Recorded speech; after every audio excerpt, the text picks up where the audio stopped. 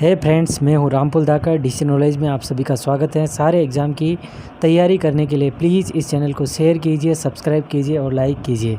चलिए स्टार्ट करते हैं आज का नॉलेज।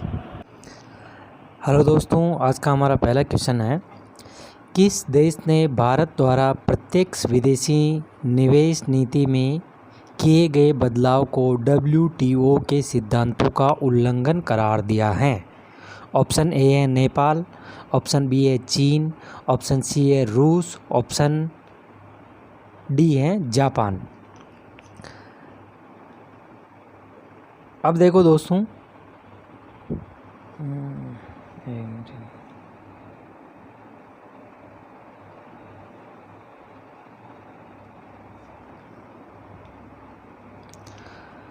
हेलो दोस्तों, आज का हमारा पहला क्वेश्चन है, किस देश ने भारत द्वारा प्रत्यक्ष विदेशी निवेश नीति में किए गए बदलाव को WTO के सिद्धांतों का उल्लंघन करार दिया है? ए है चीन, बी है पाकिस्तान, सी है बांग्लादेश, डी है नेपाल। तो इसमें अपना ए आंसर सही है, चीन ने। ये देखो दोस्तों, हुआ क्या हुआ था कि अभी कोविड-19 के चलते दुनिया के जितने भी शेयर मार्केट हैं वो नीचे गिरे हुए हैं। और इसमें क्या किया था कि चाइना पीपुल्स बैंक है, वो पीपुल्स चाइना बैंक है, उसने क्या किया कि अपने भारत के HDFC लिमिटेड में अपने स्टेक जो शेयर होता है उसको ख़रीद लिया था और ज़्यादा कर लिए थे। तो भारत को ये चिंता सताने लगी कि अगर इस दौर में चीन के पास पैसे हैं, वो अगर भारत के शेयरों को, भारत की कंपनियों के शेयर खरीद लेता है तो उसका प्रभाव बढ़ जाएगा। इसको देखते हुए भारत ने क्या किया था कि जितने भी पड़ोसी देश हैं वो अगर भारत में FDI फॉरेन डायरेक्ट इन्वेस्टमेंट करते हैं तो उसको भारत के कैबिनेट मंत्रालय की स्वीकृति लेनी होगी। इससे बौखलाते हुए चीन ने ये कहा है कि भारत तो WTO के जो सिद्धांत हैं उनका उल्लंघन कर रहा है। नेक्स्ट, इसमें ए आंसर सही है। RBI ने वित्त वर्ष 2020-21 की पहली 6 माही के शेष भाग के लिए अग्रिम सीमा को 1.2 लाख करोड़ रुपए से कितने लाख करोड़ रुपए तक बढ़ाने की घोषणा की है? ए है 5 लाख करोड़ रुपए, बी है 3 लाख करोड़ रुपए, सी है 2 लाख करोड़ रुपए, डी है 4 लाख करोड़ रुपए। कोविड-19 को देखते हुए RBI ने अग्रिम सीमा को 1.2 लाख करोड़ रुपए से बढ़ाकर 2 लाख करोड़ रुपए कर दिया है। पहले भी अपन ने क्वेश्चन पढ़ा था। तो RBI ने, क्या होता है कि अगर बैंक को RBI से लोन लेना होता तो रिपो रेट पे वो लोन लेते हैं, और उसके अलावा अगर वो सीमा हो गई है तो फिर भी अगर RBI से लोन लेना है तो राज्य सरकार और केंद्र सरकार क्या करती है कि अतिरिक्त लोन लेती है, तो उसको 2% अतिरिक्त ब्याज की दर पर उसको ब्याज चुकाना पड़ता है। वो होता है way and means advance, WMA, advance लेना पड़ता है। तो उसमें भी राज्यों के लिए भी RBI ने अपनी 30% से बढ़ाकर 60% कर दिया था। और इसमें भी केंद्र सरकार के लिए भी 2 लाख करोड़ रुपए कर दिए हैं। नेक्स्ट, राष्ट्रपति रामनाथ कोविंद का सचिव किसे नियुक्त किया गया है? ए है नीरज अग्निहोत्री, बी है मनोज त्रिपाठी, सी है कपिल देव त्रिपाठी और डी है राहुल राय। तो इसमें अपना सी आंसर सही है, कपिल देव त्रिपाठी को राष्ट्रपति रामनाथ कोविंद का सचिव नियुक्त किया गया है। नेक्स्ट, जैव प्रौद्योगिकी विभाग DBT ने कितनी कंपनियों को चुना है जिन्हें कोविड-19 का टीका विकसित करने के लिए धन मुहैया कराया जाएगा? ए है 5 कंपनियों को, बी है 4 कंपनियों को, सी है 3 कंपनियों को, डी है 2 कंपनियों को। तो जैव प्रौद्योगिकी विभाग भारत सरकार के DBT ने 3 कंपनियों को चुना है जिनको भारत सरकार धन मुहैया कराएगी ताकि वे कोविड-19 का टीका विकसित कर सके। अब वो 3 कंपनियां कौन सी हैं? तो उसमें पहली कंपनी है कैडिला हेल्थ केयर लिमिटेड, दूसरी है भारत बायोटेक इंटरनेशनल लिमिटेड और तीसरी है Serum Institute of India Private Limited. इन तीनों का नाम याद रखना है। फिर वापस बोलता हूँ मैं, Cadila Health Care Limited, Bharat Biotech International Limited, और तीसरी है Serum Institute of India Private Limited. Next, हाल ही में किसने कोविड-19 रोगियों के लिए एयर इवैक्यूएशन पोड तैयार किया है? ए DRDO ने, बी IIT बॉम्बे ने, सी भारतीय नौसेना ने, और डी कोई नहीं, इनमें से कोई नहीं। तो नाम से जैसे स्पष्ट हो रहा, एयर इवैक्यूएशन पोड। अगर कोई कोविड-19 पेशेंट है, उसको एक जगह से दूसरी जगह हवा में ले जाने के लिए एयर आया है, तो इसमें अपना सी आंसर सही है, भारतीय नौसेना ने तैयार किया है। भारतीय नौसेना के अभी प्रेजेंट अध्यक्ष कौन है?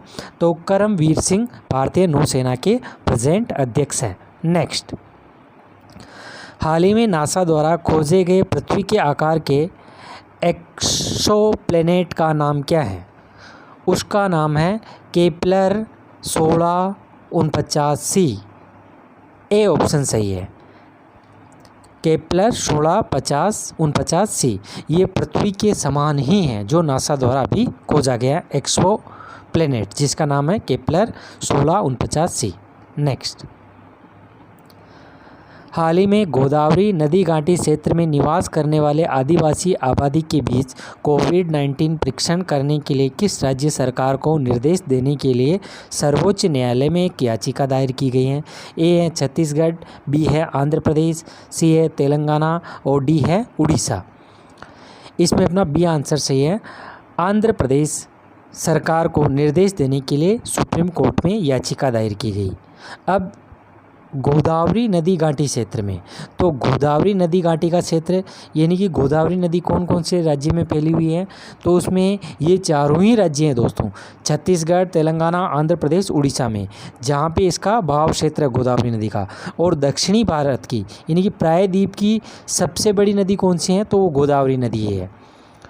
तो इस नदी गोदावरी नदी घाटी में कोविड-19 का आदिवासियों का परीक्षण कराने के लिए आंध्र प्रदेश सरकार को निर्देश देने के लिए सुप्रीम कोर्ट में एक याचिका दायर की गई है कि वहाँ के जो आदिवासी लोग होते हैं उनका भी आप कोविड-19 परीक्षण कीजिए।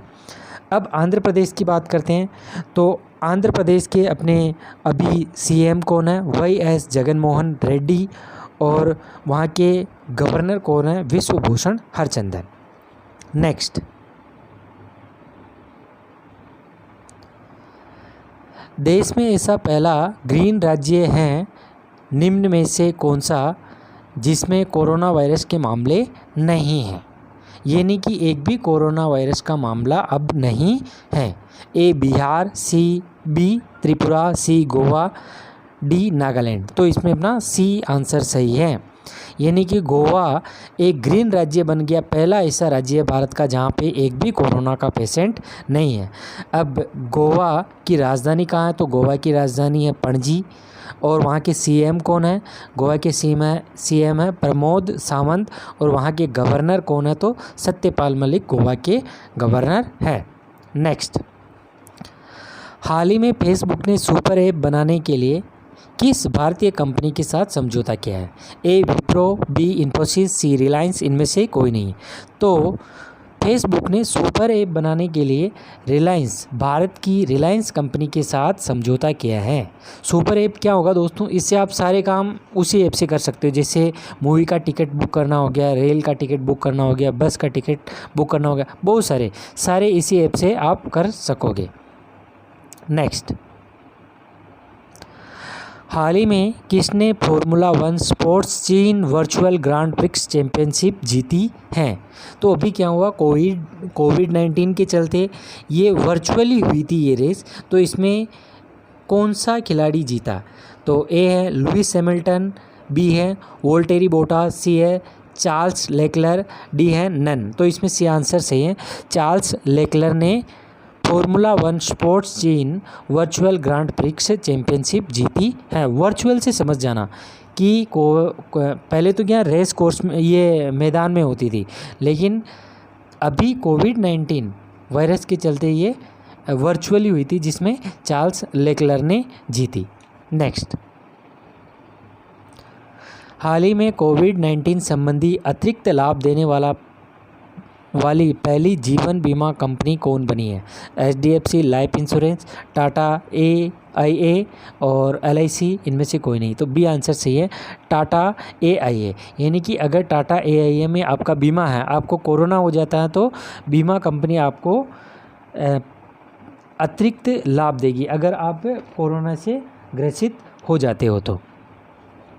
नेक्स्ट है, हाल ही में वॉइस बैंकिंग सेवा किस बैंक द्वारा शुरू की गई है?